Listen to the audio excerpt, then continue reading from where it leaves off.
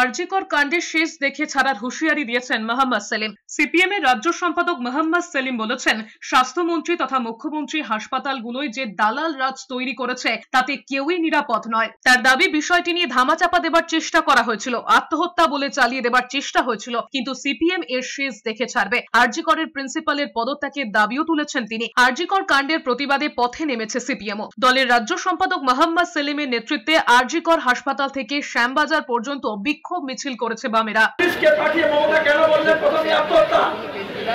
Police commissioner এখানে ঢুকবার আগে রাস্তায় বলেছিল আত্মহত্যা।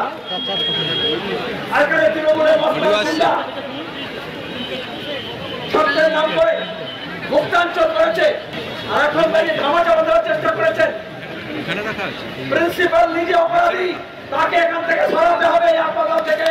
এদিকে সোদপুরে নিহত চিকিৎসকের বাড়িতে গিয়ে পরিবারের পাশে থাকার আশ্বাস দিয়েছেন সিপিএম নেতা সুজন চক্রবর্তী।